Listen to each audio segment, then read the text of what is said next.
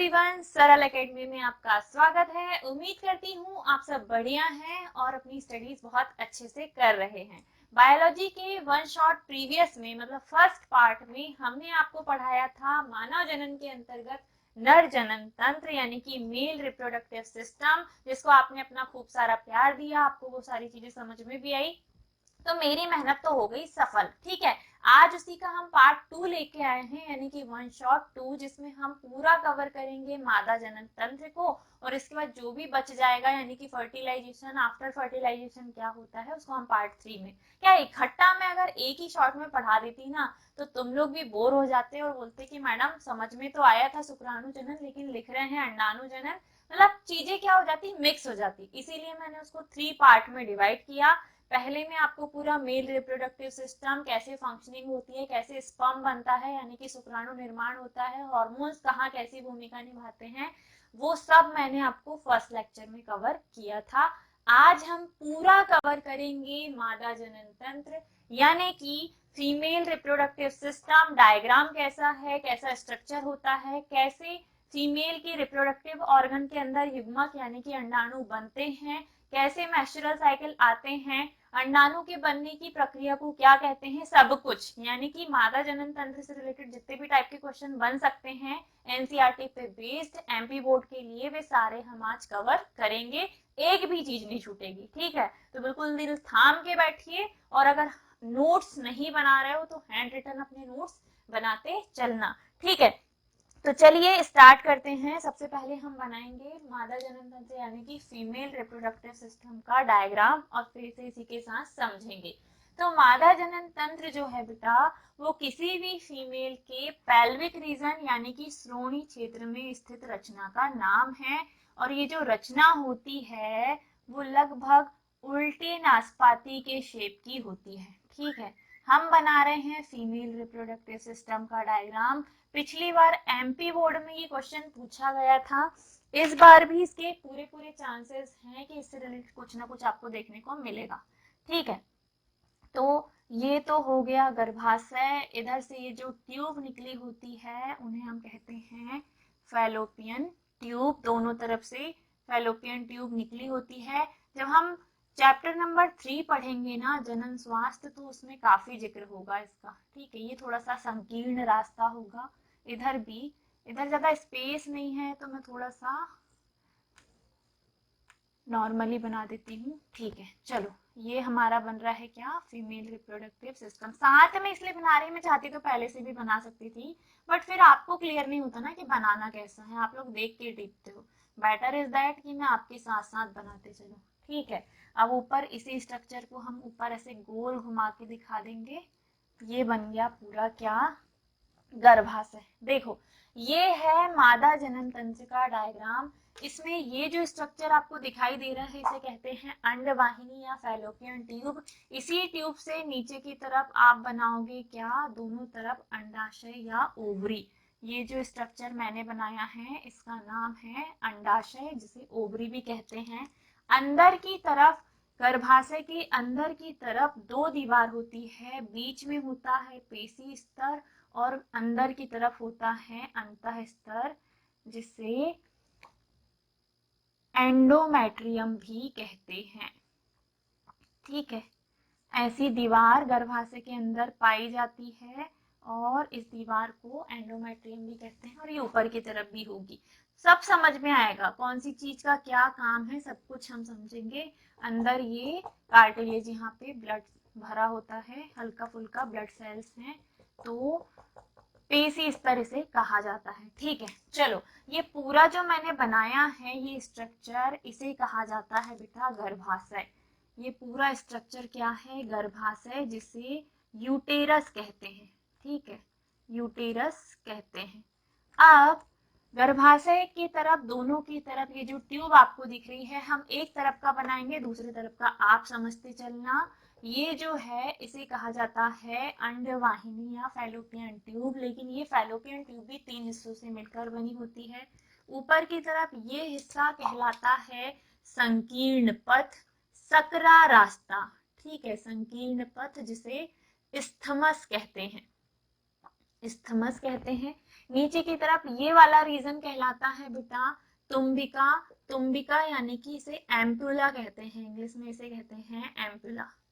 ठीक है, इसके नीचे की तरफ ये वाला हिस्सा जो है, इसको मैंने थोड़ा सा छोटा बना दिया, थोड़ा सा बड़ा बनाते हैं। इस हिस्से को कहा जाता है बेटा कीप, और कीप के नीचे की तरफ होती है अंगुलीनुमा प्रवर्ध जिसे फिम्बरी कहते हैं, फिम्बरी कहते हैं। और यहाँ से लेके मतलब कीप से लेके संकीर्ण पद तक का पूरा हिस्सा 3 भागों से मिलकर बना होता है, 1 2 3। इन तीनों को एक साथ अंडवाहिनी या फैलोपियन ट्यूब कहते हैं। क्या कहते हैं? अंडवाहिनी या फैलोपियन ट्यूब कहा जाता है। चलिए, ये तो बन गया पूरा मादा जनन तंत्र का डायग्राम। नीचे की तरफ देखो, अब ये जो गर्भाशय है ना, ये भी 3 लेयर से मिलकर बना होता है। सबसे बाहर की तरफ का स्तर होता है गर्भाशय का बाह्य स्तर, जिसे कहा जाता है बेटा पेरीमेट्रियम। गर्भाशय बाह्य स्तर जिसे कहा जाता है पेरीमेट्रियम। बीच वाले स्तर को कहा जाता है गर्भाशय अंतः स्तर मायोमेट्रियम, और सबसे अंदर वाले को कहा जाता है एंडोमेट्रियम। ये होता है मायोमेट्रियम। गर्भाशय का बीच वाला स्तर पेशी स्तर होता है, इसे मायोमेट्रियम कहते हैं। और सबसे अंदर जो रेड लेयर मैंने बनाई है, ये ब्लड सेल्स की बनी होती है, इसे कहा जाता है एंडोमेट्रियम। इसे क्या कहते हैं? एंड्रोमेट्रियम। और पेरी मायो एंडो तीनों से मिलकर बना है पूरा का पूरा गर्भाशय। आपसे पूछा जाए गर्भाशय कितने स्तरों से मिलकर बना होता है, तो 3, पेरीमेट्रियम, मायोमेट्रियम और एंडोमेट्रियम। मायोमेट्रियम पेशी स्तर होता है, इसका मेन फंक्शनिंग होगी जब प्रसव की क्रिया होगी, तब इसमें तीव्र संकुचन होता है जिससे कि बच्चा बाहर आएगा। ठीक है, बहुत ज्यादा संकुचन, फैलना सिकुड़ना, फैलना सिकुड़ना, ये करने का काम किसका होता है? मायोमेट्रियम का, जब एक नए बच्चे का जन्म होता है। और जो एंडोमेट्रियम है, ये गर्भाशय की आंतरिक दीवार है जो कि ब्लड सेल्स की बनी हुई है, और ये हर महीने बनती और बिगड़ती है आर्तव चक्र के दौरान, यानी कि मेंस्ट्रुअल साइकिल के दौरान। ठीक है, सबसे नीचे की तरफ ये जो रास्ता आपको दिखाई दे रहा है, इसे कहा जाता है बेटा योनि मार्ग यानी कि वेजाइना। ठीक है, योनि मार्ग या वेजाइना इसे कहा जाता है। और बस इतने ही हैं इसमें अंग। ठीक है, किसमें? मादा जनन तंत्र। नर जनन तंत्र कितना कॉम्प्लिकेटेड था, आप लोगों का दिमाग हिल गया था पूरा समझने में, जबकि मादा जनन तंत्र उसकी अपेक्षा काफी आसान है। फैलोपियन ट्यूब की जो लंबाई होती है लगभग 12 से 15 सेंटीमीटर होती है। फैलोपियन ट्यूब की संख्या किसी भी मादा के अंदर 2 होती है, यानी कि संख्या अगर पूछा जाए तो एक जोड़ी। अगर पूछा जाए कि मादा का प्राथमिक लैंगिक अंग, मादा का प्राथमिक लैंगिक अंग क्या है, तो सबसे मेन अंग कौन सा है? प्राथमिक लैंगिक अंग। प्राथमिक लैंगिक अंग है बेटा ये, जिसे हम कह रहे हैं क्या? अंडाशय यानी कि ओवरी। ये जो अंडाशय है, ओवरी है, इसे मादा का प्राथमिक लैंगिक अंग कहा जाता है। किसे? अंडाशय को। अंडाशय के अंदर ही बनते हैं अंडाणु, और इन्हीं अंडाणु से जब नर युग्मक यानी कि शुक्राणु का मिलन होता है, तब एक नई पीढ़ी यानी कि एक नए बच्चे का जन्म होता है और संतति आगे बढ़ती है। ठीक है, दादा से पापा, पापा से हम कैसे आए हैं? तो इसी प्रोसेस के द्वारा आए हैं कि ओवरी अंडाशय में बनेंगे अंडाणु, नर में बनेंगे नर युग्मक यानी कि शुक्राणु, और अंडाणु और शुक्राणु के मिलन से ही एक नए बच्चे का जन्म होता है। वो प्रक्रिया हम निषेचन में पढ़ेंगे। ठीक है, अभी आप मादा जनन तंत्र में देखो, आपको समझाना है कि मादा जनन तंत्र के कितने अंग हैं। तो सबसे पहले आप लिखोगे इसमें गर्भाशय होता है, 2 अंडाशय होते हैं यानी कि एक जोड़ी अंडाशय होते हैं जिनके अंदर अंडाणु का निर्माण होता है, एक जोड़ी फैलोपियन ट्यूब होती है जो कि 3 भागों से मिलकर बनी होती है। पहला है फिम्बरी, नीचे की तरफ अंगुलीनुमा स्ट्रक्चर। ये अंगुलीनुमा स्ट्रक्चर पता है क्यों है? जैसे ही अंडाशय में अंडाणु बनेगा, ये निकल के फिम्बरी के पास जैसे आएगा, ये इसको कैच कर लेगी। एक और चीज, ये जो अंडाशय है ना, इस ये अंडाशय इस दीवार से, फैलोपियन ट्यूब की दीवार से ऐसे पतले पतले लिगामेंट के द्वारा जुड़े होते हैं, पतली झिल्ली के द्वारा दोनों तरफ जुड़े होते हैं ऐसे, ठीक है।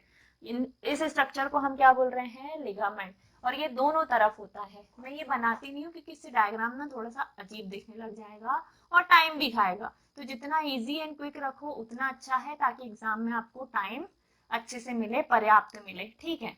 तो फीमेल रिप्रोडक्टिव सिस्टम में एक जोड़ी अंडाशय है, ओवरी है, जिसका काम है अंडाणु का निर्माण करना। अंडाणु यहाँ से निकलेगा, फिम्बरी इसे कैच करेगी, फिम्बरी के सहारे ये कहाँ पहुंचेगा, कीप में, कीप इसे रख लेगी। कीप के अंदर से लेके तुम्बिका तक का स्ट्रक्चर ऐसा होता है, प्रवर्ध निकले रहते हैं ऐसे, अंदर बाहर अंदर बाहर अंदर बाहर, सीलिएटेड, जिससे ट्रेवल करते करते धीरे धीरे धीरे धीरे अंडाणु कहाँ पहुंचता है, आगे। और आगे कहाँ पहुंचता है बेटा, तुम्बिका क्षेत्र में। और ये तुम्बिका क्षेत्र में पहुंचकर यहाँ पर अंडाणु वेट करता है कि योनि मार्ग से शुक्राणु आएगा, आकर इससे मिलेगा, किससे, अंडाणु से, और यहाँ पे निषेचन की प्रक्रिया होगी। इफ अगर शुक्राणु आया, निषेचन हुआ तो ठीक है, अदरवाइज जब शुक्राणु नहीं आता और निषेचन नहीं होता, उस दौरान ये अंडाणु मैस्चुरल साइकिल के द्वारा धीरे धीरे खिसकते खिसकते खिसकते खिसकते बाहर आ जाता है। अब आपके दिमाग में क्वेश्चन आएगा कि निषेचन यही क्यों होगा, तुम्बिका क्षेत्र में ही क्यों होगा। तो तुम्बिका क्षेत्र में जब ये अंडाणु है ना बेटा, तब इसका आकार काफी बड़ा है। इस आकार में ये संकीर्ण पथ यानी कि सक्रिय रास्ते को पार करके आगे नहीं पहुंच पाता, ठीक है। आगे नहीं पहुंच पाता तो क्या होता है कि ये वेट करता है कि शुक्राणु यहाँ आएगा और यहाँ आके ही निषेचन की घटना होगी। इसके बाद इसका आकार छोटा हो जाएगा और इस्थमस के सहारे आगे बढ़ जाएगा। लेकिन जब ये नहीं आता ना, शुक्राणु नहीं आता, तो इसका आकार हो जाता है थोड़ा सा छोटा। इसको मैं आगे आपको डिटेल में बताऊंगी कि कैसे होता है। और ये आगे जाकर इस अंतः स्तर के सहारे बाहर आ जाता है। मतलब ये जो अंतः स्तर है ये बना होता है ब्लड सेल्स का, यानी कि रक्त कोशिकाओं का। रक्त कोशिकाओं के बने होने के कारण जब निषेचन की घटना नहीं होती तो ये पूरा का पूरा गर्भाशय का अंतः स्तर टूटता है और टूटकर धीरे धीरे ब्लड के रूप में बाहर आना चालू हो जाता है। और इसे कहा जाता है मेंस्ट्रुअल साइकिल, जो कि हर एक लड़की के जीवन में हर महीने आते हैं और वो लगभग एज 12 से 13 साल की उम्र से स्टार्ट होते हैं और मेनोपॉज यानी कि 48 से 50 साल की उम्र में मेंस्ट्रुअल साइकिल आना बंद हो जाते हैं, ठीक है। तो गर्भाशय का ये जो अंतः स्तर है जिसे हम कहते हैं एंडोमेट्रियम, ये एंडोमेट्रियम हर महीने बनता है और हर महीने टूटता है। बनता है ताकि निषेचन की घटना हो, तो बाद में इसकी प्रोसेसिंग में बताऊंगी कि क्या होगा। लेकिन अगर नहीं हुआ निषेचन तो ये अंतः स्तर टूटकर ब्लड सेल्स के साथ अंडाणु को लेकर बाहर आ जाता है और ये प्रक्रिया लगातार हर महीने रिपीट होते रहती है, ठीक है। तो ये तो है क्या, मादा जनन तंत्र का सिर्फ डायग्राम, जिसमें तुम्बिका क्षेत्र का आपसे पूछ सकता है कि तुम्बिका क्षेत्र एक ऐसा क्षेत्र है जहां पे अंडाणु वेट करता है कि शुक्राणु आएगा और निषेचन की घटना होगी। यानी कि निषेचन की प्रक्रिया कहाँ होती है, तो फैलोपियन ट्यूब के तुम्बिका या एम्पुला क्षेत्र में, ठीक है। अंडाणु कहाँ बनते हैं पूछा जाएगा तो अंडाशय में। संकीर्ण पथ कैसा रास्ता है, बहुत ही सकरा रास्ता है जिसे परिपक्व अंडाणु पार नहीं कर सकता। गर्भाशय कितने स्तरों से मिलकर बना होता है, तो आप लिखेंगे 3। गर्भाशय का अंतः स्तर काय का बना होता है, तो रक्त कोशिकाओं का। और कुछ क्वेश्चन बन सकते हैं इससे, नहीं, बस ये क्वेश्चन यही खत्म हुआ। अब हम समझेंगे कि ये जो अंडाशय है इसके अंदर अंडाणु का निर्माण कैसे होता है, यानी कि अंडाणु जनन। अंडाणु जनन या oogenesis क्या है, इसे हम विस्तार से अब समझेंगे, ठीक है। हम समझते हैं अंडाणु जनन। अंडाणु जनन यानी कि अंडाशय के अंदर अंडाणु निर्माण की प्रक्रिया, जिसे oogenesis भी कहते हैं, ठीक है। अंडाणु जनन कहाँ हो रहा है, तो ये गर्भाशय था और इसकी ये फैलोपियन ट्यूब, ठीक है। फैलोपियन ट्यूब मैं आधा ही बना रही हूँ, आधा क्यों, ताकि आपको समझ में आए। ये है स्ट्रक्चर फिमरी का और यहाँ पे है बेटा अंडाशय। ठीक है, इस अंडाशय के अंदर क्या हो रहा है, अंडाशय के अंदर ही अंडाणु का निर्माण हो रहा है और इसी प्रक्रिया को हम क्या बोल रहे हैं, अंडाणु जनन। ये है ओवरी, ओवरी के अंदर क्या बन रहे हैं, अंडाणु। अंडाशय के अंदर अंडाणु के निर्माण की प्रक्रिया को ही हम अंडाणु जनन कहते हैं। ठीक है, आगे की कहानी इसकी मैं बाद में बताऊंगी, अभी प्रोसेस थोड़ा सा ध्यान से सुनना। ये जो अंडाणु जनन की प्रक्रिया है, ये किसी भी फीमेल में यानी कि किसी भी मादा में जब वो अपनी माँ के गर्भ में भ्रूणी अवस्था में होती है तभी स्टार्ट हो जाती है। ध्यान से सुनिएगा, शुक्राणु जनन की प्रक्रिया यानी कि शुक्राणु के निर्माण की प्रक्रिया एक नर में कब स्टार्ट होती है, जब वो 12 से 14 साल की स्टेज में पहुंचता है। ठीक है, 12 से 14 साल की स्टेज जब वो किशोरावस्था में प्रवेश करता है, प्यूबर्टी की एज में आता है, तभी उसके अंदर वृषण जो है, उसके अंदर शुक्राणु का निर्माण चालू हो जाता है, एंड्रोजन हार्मोन का लेवल बढ़ने लग जाता है। ठीक है, इसके विपरीत जो अंडाणु जनन की प्रक्रिया है, ये एक मादा में, एक फीमेल में जब वो भ्रूणी अवस्था में होती है यानी कि एम्ब्रियल स्टेज में होती है, 3 महीने या 4 महीने का गर्भ होता है और वो चाइल्ड जो है वो फीमेल चाइल्ड है अपनी माँ के गर्भ में, इसी अवस्था में अंडाणु जनन की प्रक्रिया स्टार्ट हो जाती है। ठीक है, किस अवस्था में, भ्रूणी अवस्था में।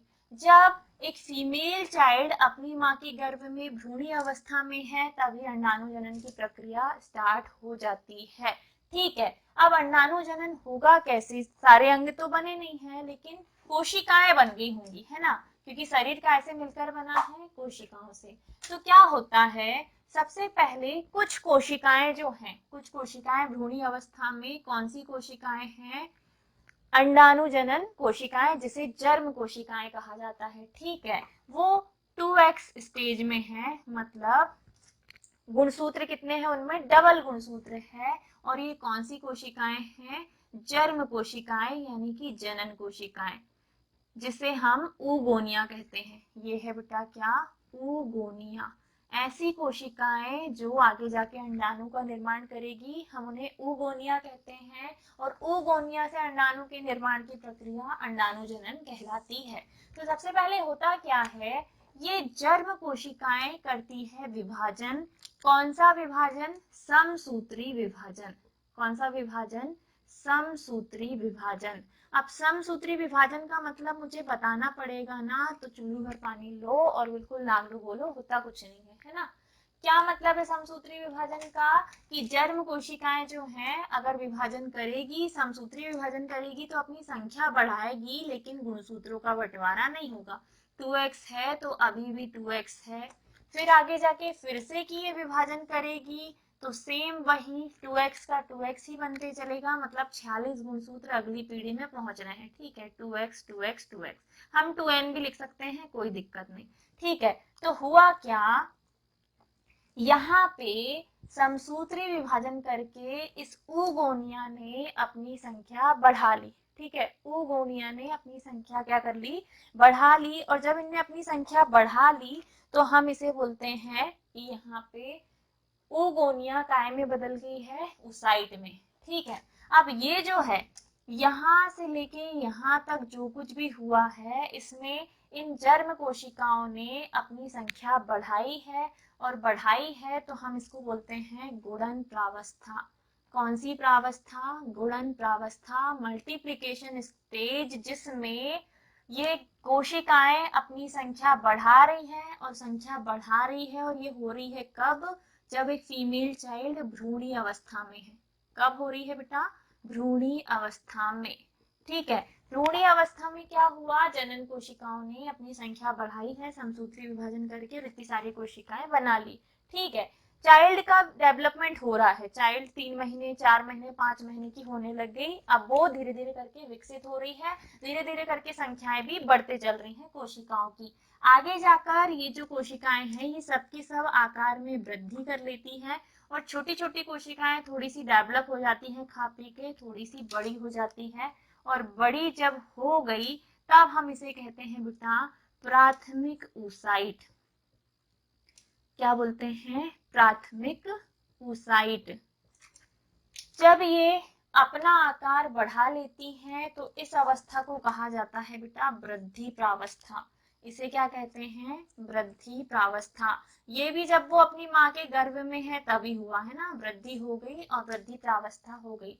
अब इस प्राथमिक oocyte को करना है विभाजन, ठीक है, कौन सा विभाजन, अर्धसूत्री विभाजन, ताकि ये एक कोशिका से दो कोशिका बना ले। कौन सी दो कोशिका बना ले बेटा, तो वे कोशिकाएं जो आगे जाके क्या बनाएगी, अंडाणु। प्राथमिक कोशिका करेगी अर्धसूत्री विभाजन और एक कोशिका से दो में बट जाएगी, मतलब एक तरफ X और दूसरे तरफ भी X, ठीक है। होना तो यही था। देखो हुआ क्या, जर्म कोशिकाओं ने किया समसूत्री विभाजन और समसूत्री विभाजन करके अपनी संख्या बढ़ा ली, और बढ़ाई कब है, जब ये भ्रूणीय अवस्था में है। ये वे कोशिकाएं हैं जो आगे जाकर अंडाणु का निर्माण करती है, ठीक है। इसके बाद क्या हुआ, इसके बाद हुआ ये कि जब इनकी संख्या बढ़ गई, अभी भी बच्चा माँ के गर्भ में ही है, जब इनकी संख्या बढ़ गई तो ये करती है वृद्धि, और वृद्धि करके बदल जाती है सारी की सारी काय में, प्राथमिक oocyte में। प्राथमिक oocyte अब करती है बेटा अर्धसूत्री विभाजन, ठीक है। प्राथमिक oocyte में अर्धसूत्री विभाजन जस्ट स्टार्ट ही हुआ होता है और हो जाता है बच्चे का जन्म। तो ये जो अर्धसूत्री विभाजन प्रारंभ हुआ था प्राथमिक oocyte में, ये यही स्टार्ट हुआ। अर्धसूत्री विभाजन स्टार्ट बट स्टॉप, स्टार्ट होकर विभाजन रुक जाता है, ठीक है। अर्धसूत्री विभाजन प्रथम यहाँ पे स्टार्ट होता है, फर्स्ट यहाँ पे स्टार्ट होता है कहाँ, प्राथमिक oocyte में, जब बच्ची माँ के गर्भ में है। जस्ट ये स्टार्ट ही होता है लेकिन रुक जाता है और हो जाता है बच्ची का जन्म। हम समझ रहे हैं अंडाणु जनन, ठीक है। जब बच्ची का जन्म होता है तो ऐसे प्राथमिक oocyte की संख्या उसके शरीर में बहुत सारी होती है। कितनी, तो लगभग 2 से 3 लाख प्राथमिक oocyte बच्ची के शरीर में होती है, ठीक है। अंडाशय में उसकी इतनी कोशिकाएं होती है। कौन सी कोशिकाएं, जनन कोशिकाएं, जिनको हम बोल रहे हैं प्राथमिक oocyte। इनकी संख्या है 2 से 3 लाख। 2 से 3 लाख oocytes को लेकर एक बच्ची जन्म लेती है। अर्धसूत्री विभाजन उसके शरीर में स्टार्ट हो चुका था, लेकिन वो जैसे कि वो जन्म लेती है वो विभाजन वहीं रुक जाता है, और ये विभाजन रुका रहता है जब तक एक बच्ची 12 से 13 साल की उम्र में यानी कि किशोरावस्था में प्रवेश नहीं कर लेती, ठीक है। प्राथमिक oocyte में अर्धसूत्री विभाजन स्टार्ट हुआ था, रुका हुआ है 12 से 13 साल की उम्र में। अब जैसे ही बच्ची 12 से 13 साल की उम्र में पहुंचती है, ठीक है, 12 से 13 साल की उम्र में पहुंचती है, तब इस प्राथमिक oocyte में होता है अर्धसूत्री विभाजन प्रथम कंप्लीट, अर्धसूत्री विभाजन प्रथम, ठीक है, कंप्लीट होगा। अब अर्धसूत्री विभाजन पूरा लिखना भूल गई मैं, विभाजन फर्स्ट होता है इसमें कंप्लीट, ठीक है, फर्स्ट कंप्लीट होता है। और ये जो प्राथमिक oocyte है ये दो समान कोशिकाओं में बट जाती है। एक तरफ होता है एक ध्रुवीय पिंड और जिसको हम बोलेंगे X, दूसरी तरफ बनता है द्वितीयक oocyte जिसका आकार थोड़ा सा बड़ा होगा।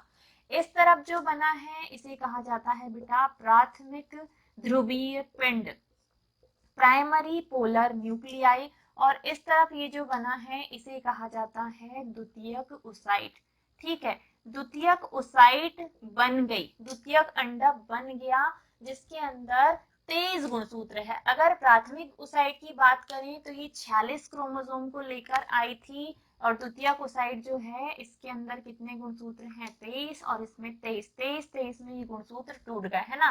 तो 46 का बंटवारा हमने 23 में कर दिया, यानी कि अंडाणु बन गया। कौन सा अंडाणु बन गया, द्वितीयक oocyte वाला अंडाणु बन गया। आपको डायग्राम में इतना ज्यादा लिखने की जरूरत नहीं है, इतना ही बस लिखना, हम ये फ्लो चार्ट बना रहे हैं, ठीक है। अब ये जो द्वितीयक oocyte है ना, ये द्वितीयक ओसाइट यहाँ बन चुकी अंडाशय के अंदर, और द्वितीयक ओसाइट यहीं से निकलती है और कहाँ जाती है, फिम्बरी के सहारे कैच कर ली जाती है, कीप में आती है, कीप इसे आगे बढ़ाता है, तुम्बिका क्षेत्र में भेजता है, यहाँ पे ये है तुम्बिका क्षेत्र। ठीक है, कौन आया है यहाँ पे, द्वितीयक ओसाइट आई है। ये द्वितीयक ओसाइट तुम्बिका क्षेत्र में वेट कर रही है कि इधर से अंडाणु आएगा, सॉरी शुक्राणु आएगा, पॉपुलेशन यानी कि सेक्सुअल इंटरकोर्स के बाद शुक्राणु प्रवेश करेगा, शुक्राणु पहुंचेगा तुम्बिका क्षेत्र में, इस द्वितीयक ओसाइट से मिलेगा और निषेचन होगा।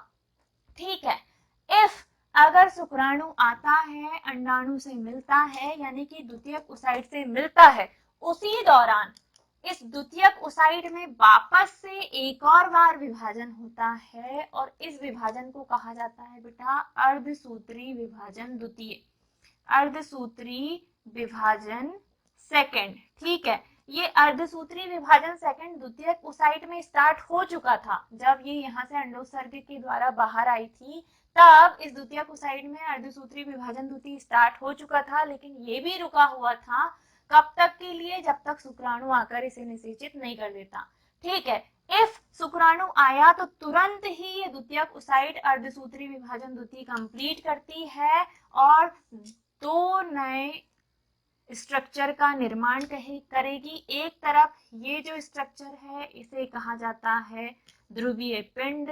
कौन सा ध्रुवीय पिंड, द्वितीयक ध्रुवीय पिंड, क्योंकि प्राथमिक तो ऊपर बन चुका, तो ये जो होगा ये होगा कौन सा ध्रुवीय पिंड, द्वितीयक। और इस तरफ ये जो बनेगा इसे कहा जाता है बेटा अंडाणु।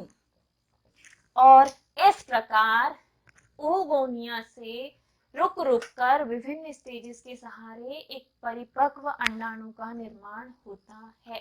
ठीक है, शुक्राणु जनन की प्रक्रिया में एक शुक्रजन कोशिका से 4 शुक्राणु बनते हैं, जबकि अंडाणु जनन की प्रक्रिया में एक जर्म कोशिका से, एक प्राथमिक ओसाइट से एक ही अंडाणु बनता है। देखो, एक कोशिका से एक ही अंडाणु बनता है, और वहां पे एक प्राइमरी शुक्रजन कोशिका से कितने शुक्राणु बनते हैं, 4, यहाँ पे एक ही अंडाणु बनता है, और इस प्रकार अंडाणु जनन की प्रक्रिया कंप्लीट हो जाती है। अब ध्यान से सुनना, अंडाणु जनन में सबसे पहले जब बच्ची भ्रूणी अवस्था में थी, उसके अंदर क्या बोलते थे, भ्रूणी अवस्था में अपनी माँ के गर्भ में थी, गर्भ जीवन व्यतीत कर रही थी, उसी दौरान उसके शरीर में जर्म कोशिकाएं यानी कि ओगोनिया गुणन करके अपनी संख्या बढ़ाती है। धीरे धीरे बच्ची का विकास होता है, वो गर्भ जीवन से 9 महीने तक का सफर तय करती है। इसी दौरान उसके अंदर जर्म कोशिकाएं समसूत्री विभाजन के द्वारा 4 नई कोशिकाओं में बटेगी, फिर 4 कोशिकाएं अपनी जो क्या है अपने अपने शरीर में वृद्धि करेगी, और क्या करेगी, खा पीकर थोड़ी सी मोटी होगी, यानी कि आकार बढ़ा लिया, इसे हम कहेंगे वृद्धि प्रावस्था। अब ये कोशिका बड़ी हो चुकी है, मैच्योर हो चुकी है, जिसे कहा जाता है प्राथमिक ओसाइट। अब ये प्राथमिक ओसाइट जैसे ही आधे आधे गुणसूत्रों को बांटने के लिए अर्धसूत्री विभाजन प्रथम स्टार्ट करती है, वैसे ही हो जाता है बच्ची का जन्म, और जन्म के साथ ही इसका विभाजन रुक जाता है।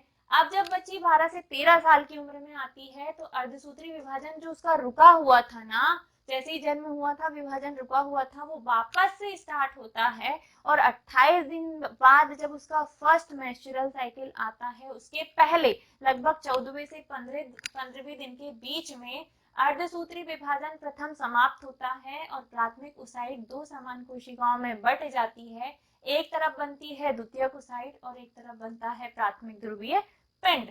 ये जो द्वितीयक ओसाइट है ये वापस से अर्धसूत्री विभाजन द्वितीय स्टार्ट करती है, लेकिन इसी अवस्था में ये द्वितीयक ओसाइट पहुंचती है अंडाणु जनन की प्रक्रिया के द्वारा, कहाँ पहुंचेगी, अंडोत्सर्गी की प्रक्रिया के द्वारा ये पहुंचेगी तुम्बिका क्षेत्र में। और जब ये तुम्बिका क्षेत्र में पहुंचेगी तो द्वितीयक ओसाइट वेट करेगी कि शुक्राणु आएगा, इस द्वितीयक ओसाइट को भेद कर अंदर प्रवेश करेगा, निषेचन की प्रक्रिया होगी। उसी दौरान जब निषेचन होगा तभी तुरंत ही द्वितीयक ओसाइट अंडाणु में बदल जाती है, और इस प्रकार इन सारे चरणों में गुणन, वृद्धि और इसको बोलते हैं हम परिपक्वन प्रावस्था, परिपक्वन प्रावस्था, इन सारी स्टेजेस के बाद अंडाणु जनन की प्रक्रिया कंप्लीट होती है। ठीक है, तो फीमेल जो है ना वो प्रो है, उनके अंदर अंडाणु जनन की प्रक्रिया जब वो भ्रूणी अवस्था में थी तभी स्टार्ट हो गई, जबकि एक नर में शुक्राणु जनन की प्रक्रिया जब वो किशोरावस्था में आया 12-13 साल की उम्र में तब स्टार्ट हुई। ठीक है, ये जो प्रोसेस है अंडाणु जनन की प्रक्रिया, ये 12 से 13 साल की उम्र में वापस से स्टार्ट होगी और चलेगी कब तक? 45, 48, 50 साल की उम्र तक, यानी कि मेनोपॉज की एज तक। जब तक एक लड़की के मेंस्ट्रुअल साइकिल आते रहेंगे मतलब अंडाणु जनन हो रहा है, जैसे ही मेंस्ट्रुअल साइकिल आना बंद हुए मतलब अंडाणु जनन की प्रक्रिया रुक जाती है और इस प्रकार परिपक्व अंडाणु का निर्माण होता है। ठीक है, ये तो बहुत शॉर्टकट में लगा, ऐसा लग रहा होगा कि ये तो हलवा है ना? लेकिन ध्यान से सुनना, प्राथमिक ओसाइट से द्वितीयक ओसाइट बनने तक का जो सफर है ये बहुत लंबा, बहुत कॉम्प्लिकेटेड है और इसको मैं अलग से एक अलग क्वेश्चन में अब समझाने वाली हूँ। ठीक है, ये क्वेश्चन सीधे सीधे पूछा जाता है कि अंडाणु जनन क्या है, अंडाणु जनन की प्रक्रिया का विस्तार पूर्वक वर्णन कीजिए। विस्तार पूर्वक वर्णन कीजिए में आप यहाँ से लेके यहाँ तक का पूरा समझाएंगे जो मैंने आपको समझाया। ठीक है, अब अगला आपका क्वेश्चन है कि प्राथमिक ओसाइट से द्वितीयक ओसाइट का निर्माण कैसे होता है, इस प्रक्रिया को विस्तार पूर्वक समझाइए। या आपसे पूछ सकता है द्वितीयक ओसाइट का यहाँ से बाहर आना क्या था? अंडोत्सर्ग। ठीक है, द्वितीयक ओसाइट बाहर आती है, इस प्रक्रिया को क्या कहते हैं? अंडोत्सर्ग।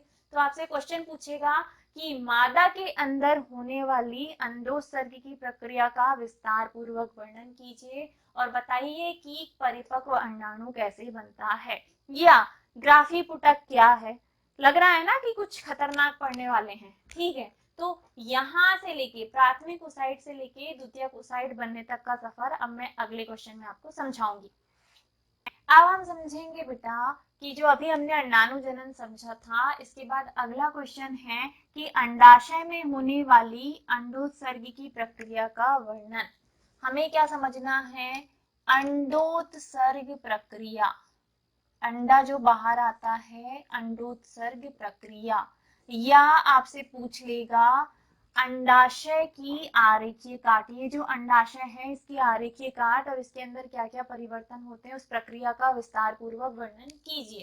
तो अब मैं इस ओवरी को थोड़ा अलग ढंग से बनाऊंगी और जैसा आपकी बुक में बना के दिया है। ठीक है, ये जो ओवरी है यानी कि अंडाशय है वो ये है। ठीक है, इसमें हम समझ रहे हैं कि जब एक बच्ची 12 से 13 साल की उम्र में आई और उसका फर्स्ट मेंस्ट्रुअल साइकिल आने वाला है, पहला मेंस्ट्रुअल साइकिल आने वाला, उसके पहले उसकी ओवरी के अंदर क्या क्या परिवर्तन आते हैं।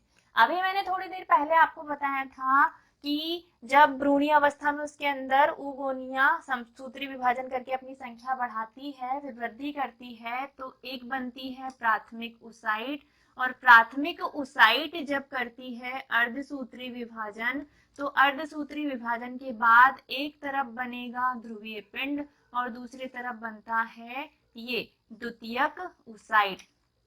क्या बनता है बेटा? द्वितीयक ओसाइट।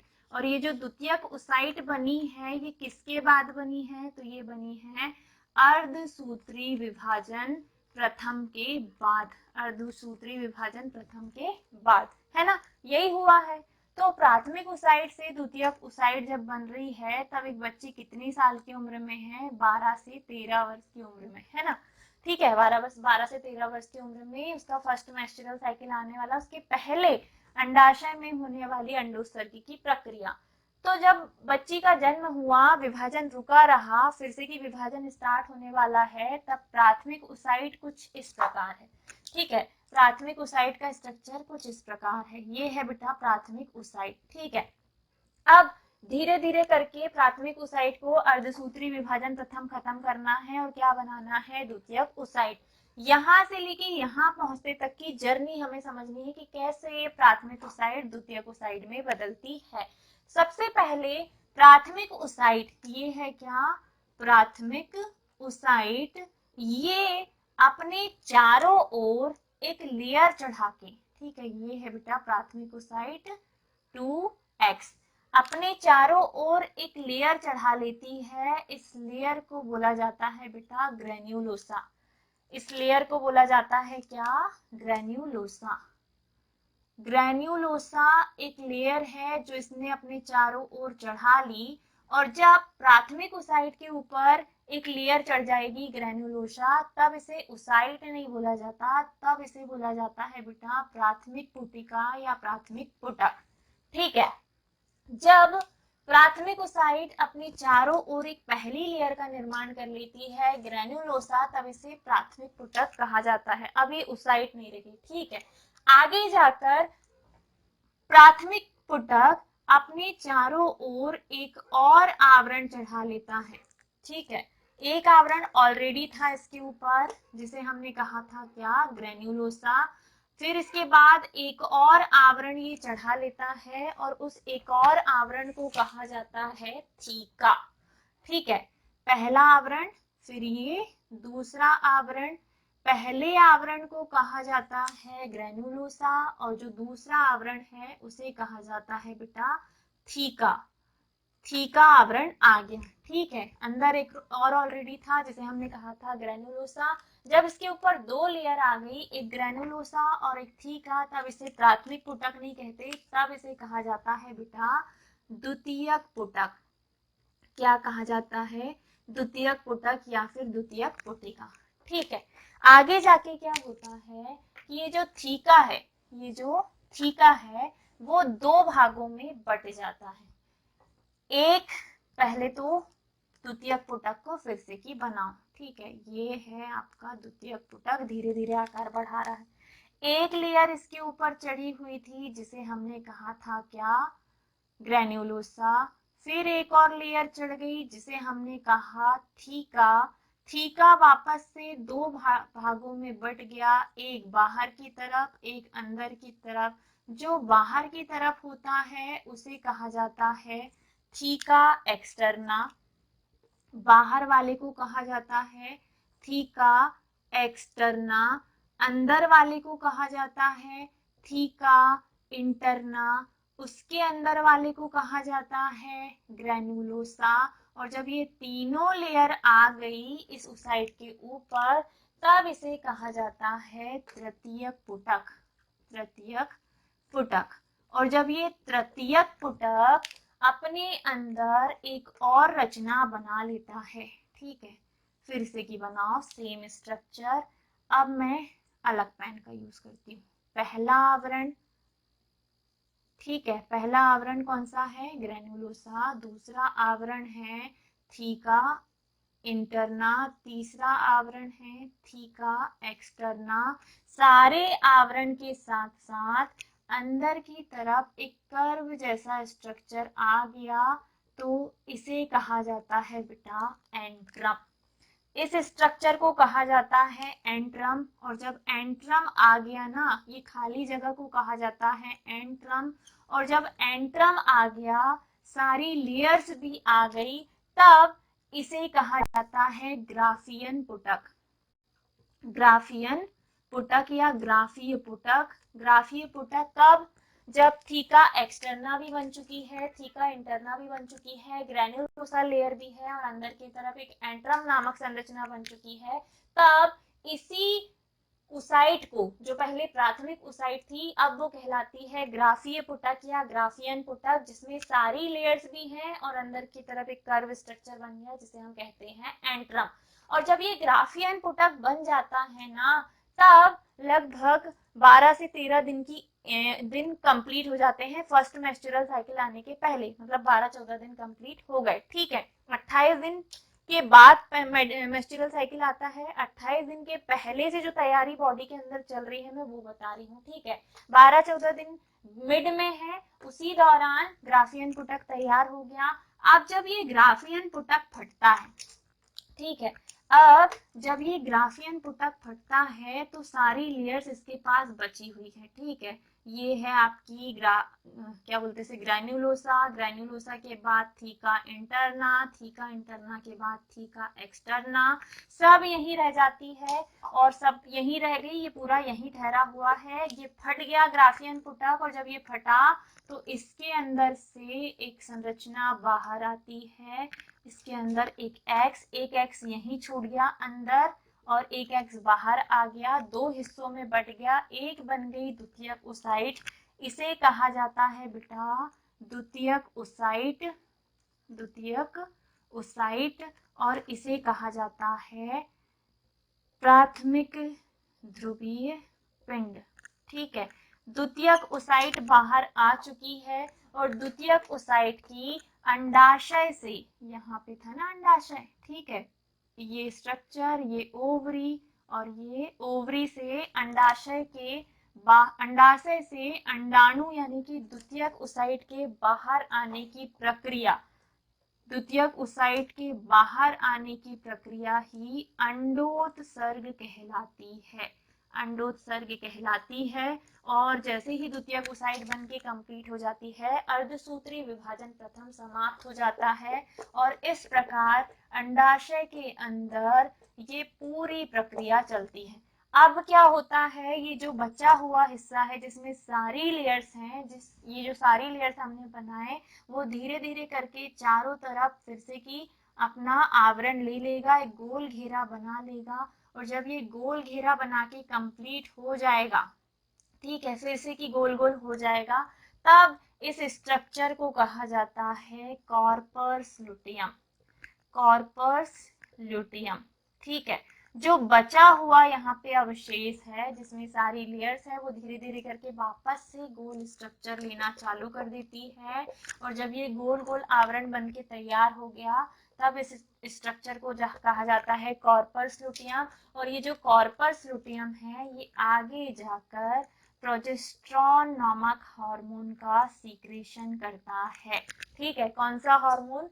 प्रोजेस्टेरॉन नामक हार्मोन का सीक्रेशन करता है। ये जो सारी पुटिकाएं बन रही हैं ये निकालती हैं एस्ट्रोजन हार्मोन, यानी कि अंडाशय से निकलता है एस्ट्रोजन हार्मोन। और कॉर्पस लुटियम जो बना इससे निकलता है प्रोजेस्टेरॉन हार्मोन। मतलब प्राथमिक ओसाइट जब पुटी की अवस्था में होती है तो एस्ट्रोजन हार्मोन का सीक्रेशन करती है, और जब कॉर्पस लुटियम बना तब ये प्रोजेस्टेरॉन हार्मोन का सीक्रेशन करता है। इस प्रकार जैसे ही द्वितीयक ओसाइट बाहर आएगी, इस प्रक्रिया को अंडोत्सर्ग कहा जाता है। आपसे अगर ग्राफियन पुटक का डायग्राम पूछा जाएगा बनाने के लिए, तो आप ये सारी लेयर्स बनाकर सेम स्ट्रक्चर बनाओगे, बस पूरी लेयर्स का नाम दे देना कि ये थीका एक्सटर्ना है, ये इंटरना है, ये ग्रेनुलोसा लेयर है और ये अंदर एंट्रम बन गया। और जैसे ही एंट्रम बन गया तो इसी संरचना को, इसी तृतीयक पुटक को क्या कहा गया? ग्राफियन पुटक। ठीक है, जब एक मादा जन्म लेती, फीमेल चाइल्ड जन्म लेती है, तब उसके शरीर में पुटकीय अवस्था में जो ओसाइट्स पड़ी होती है उनकी संख्या होती है 50 से 60 हजार।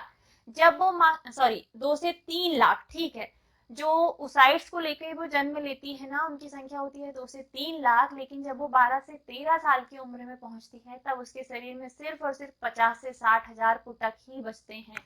मतलब ऐसे जो पुटक बनाएंगे आगे जाके, इन प्राथमिक ओसाइट्स की संख्या उसकी बॉडी में 12-13 साल की उम्र में होती है 50 से 60 हजार।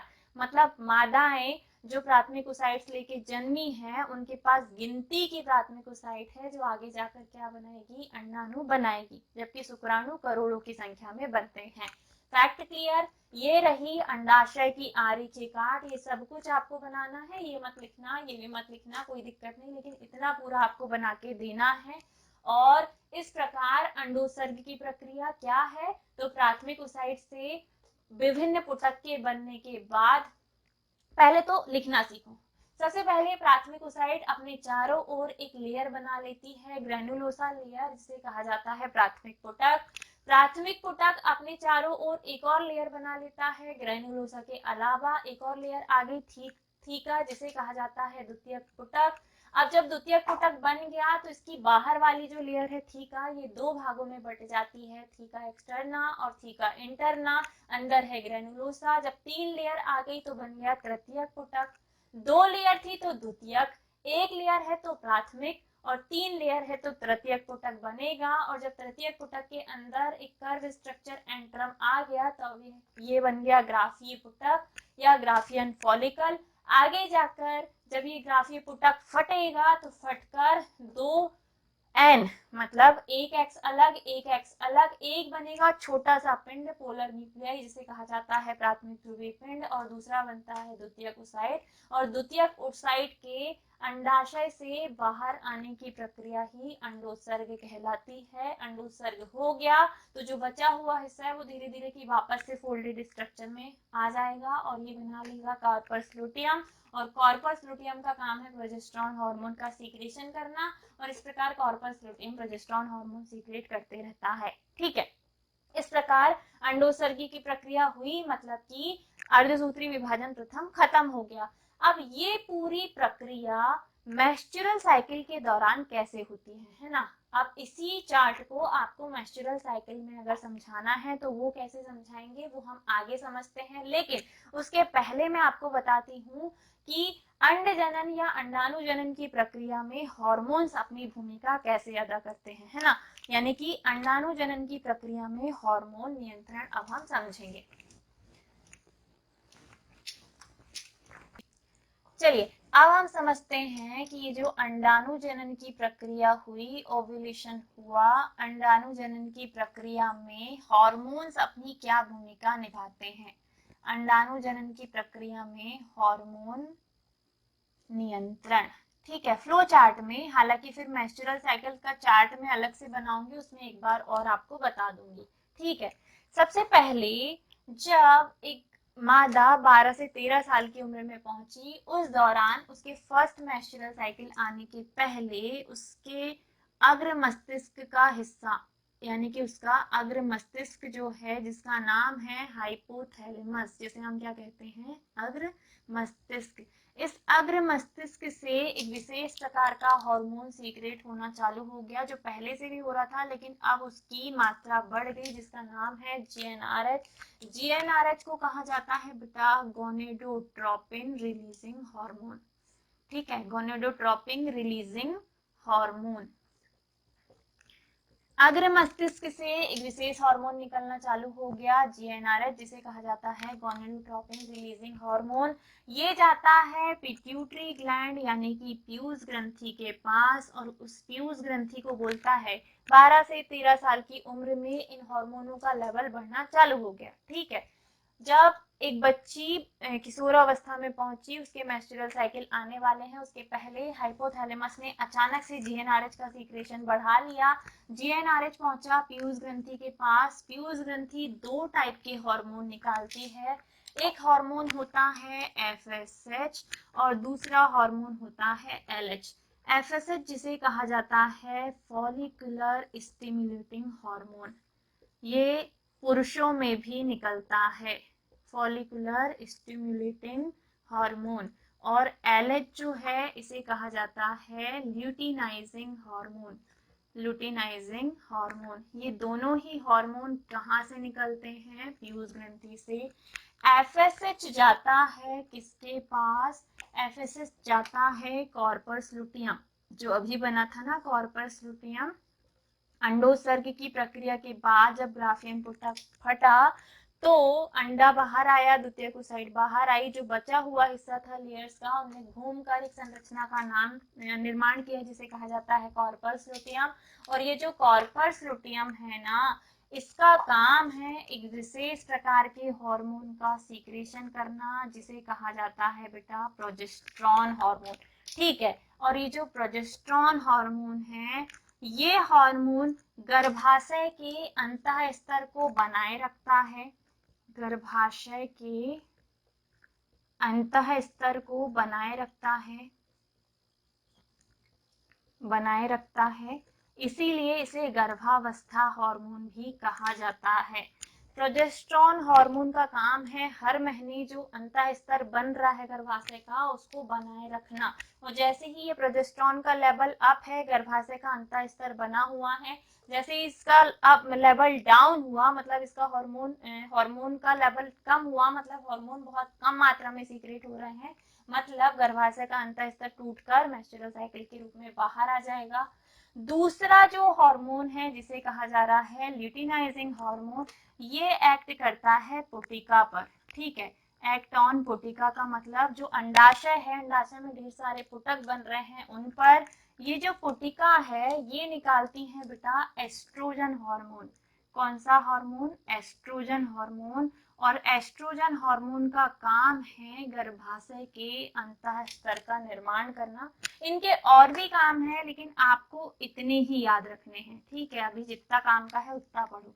गर्भाशय के अंतःस्तर का निर्माण करना, इस अंतःस्तर को बनाने का काम जो है वो एस्ट्रोजन को है, एस्ट्रोजन हार्मोन का है, और बनाए रखने का काम किसका है? प्रोजेस्टेरॉन हार्मोन का है। इस प्रकार मादा जनन तंत्र के अंतर्गत जो अंडाशय है, अंडाशय में जो अंडाणु बन रहे हैं, उन अंडाणुओं के निर्माण की प्रक्रिया, एक सफल प्रेगनेंसी, सभी में हार्मोन्स अपनी भूमिका निभाते हैं। आगे और भी आपको हार्मोन मिलेंगे लेकिन अभी के लिए इतने आपके लिए पर्याप्त हैं, क्योंकि अभी मैंने सिर्फ अंडाणु जनन समझाया है। आगे निषेचन, फर्टिलाइजेशन, प्रसव वो आगे, ठीक है, बाद के टॉपिक है। अभी के लिए समझो, हाइपोथैलेमस अग्र मस्तिष्क से निकलने लग गया जीएनआरएच हार्मोन, सीक्रेशन बढ़ा, ये गया पीयूष ग्रंथि के पास, उससे निकल रहे हैं दो टाइप के हार्मोन, एफएसएच और एलएच। एफएसएच जो है ये जा रहा है कॉर्पस लुटियम के पास, जो ऐसा स्ट्रक्चर अभी हमने बनाया था ना ढेर सारी लेयर्स वाला, ये कॉर्पस लुटियम निकाल रही है प्रोजेस्टेरॉन हार्मोन। प्रोजेस्टेरॉन हार्मोन गर्भाशय के अंतःस्तर यानी कि एंडोमेट्रियम को बनाए रखने में हेल्प कर रहा है। एलएच जा रहा है पुटिका, वो जो पुटक बन रहे थे यानी कि अंडाशय में, पुटिका के अंदर से निकल रहा है एस्ट्रोजन हार्मोन, और एस्ट्रोजन हार्मोन गर्भाशय के अंतःस्तर को बनाए रखता है, सॉरी गर्भाशय के अंतःस्तर का यानी कि एंडोमेट्रियम का निर्माण करेगा, एस्ट्रोजन बनाए रखेगा प्रोजेस्टेरॉन, और इस प्रकार अंडाणुजनन की प्रक्रिया में हार्मोन्स अपनी भूमिका निभाते हैं। ठीक है, अब आपका अगला क्वेश्चन है कि अंडाणु का डायग्राम कैसे हम बनाएं।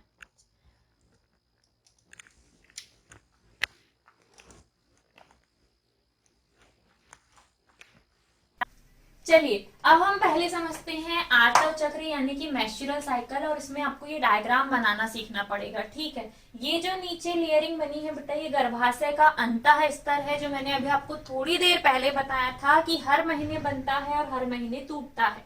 मेंस्ट्रुअल साइकिल पहले आने के पहले, जब फर्स्ट मेंस्ट्रुअल साइकिल आने वाला है उसके पहले क्या क्या घटनाएं हो रही हैं उसे हम यहाँ समझ रहे हैं। यहाँ पे 28 दिन का मैंने साइकिल बनाया है, जिसमें आपको गर्भाशयी घटनाएं कि गर्भाशय के अंदर स्तर कैसे निर्माण हो रहा है, कैसे टूट रहा है।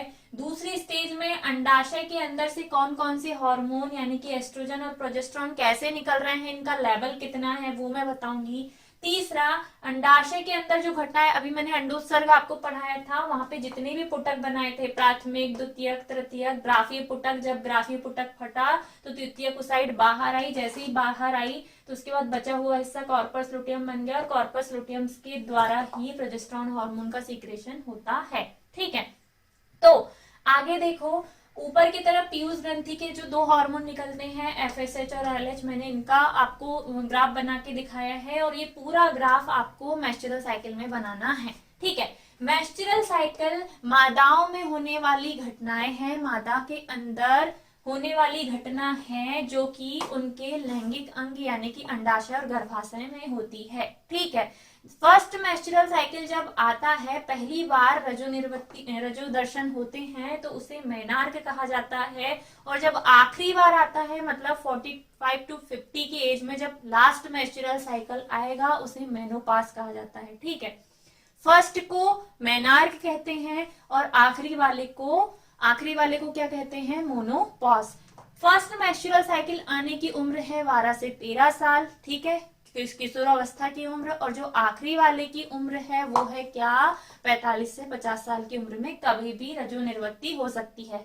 जब पहली बार मेंस्ट्रुअल साइकिल आएगा तो उसे रजो दर्शन कहते हैं, और आखिरी वाले को रजो निर्वृत्ति, मतलब अब नहीं आना। ठीक है, हुआ क्या, शुरुआत के दिनों में जब गर्भाशय का अंतः स्तर बनना चालू हुआ तब ये हार्मोन्स नॉर्मल है। ठीक है, एस्ट्रोजन और प्रोजेस्टेरॉन एकदम नॉर्मल चल रहे हैं। ठीक है, इसी दौरान पीयूष ग्रंथि करती है एफएस और एलएच हार्मोन का सीक्रेशन, और इसी दौरान अंडाशय के अंदर जो प्राथमिक ओसाइट थी उसमें अर्धसूत्री विभाजन प्रथम चलता है, और उसमें प्राथमिक ओसाइट, प्राथमिक पुटक, प्राथमिक से द्वितीयक पुटक, द्वितीयक से ग्राफीय पुटक, ग्राफीय से ग्राफीय पुटक तृतीयक पुटक के बाद ग्राफीय पुटक कब बना? जब एंट्रम बन गया, और ये हुआ लगभग 14-15 दिन में। ठीक है, 28 दिन में 14-15 दिन के अंदर ग्राफीय पुटक बन गया, और ग्राफीय पुटक जैसे ही फटा तो द्वितीयक ओसाइट बाहर आ गई, जिसे हमने कहा अंडोत्सर्ग, और बचा हुआ हिस्सा जो है वो कॉर्पस लुटियम बन गया।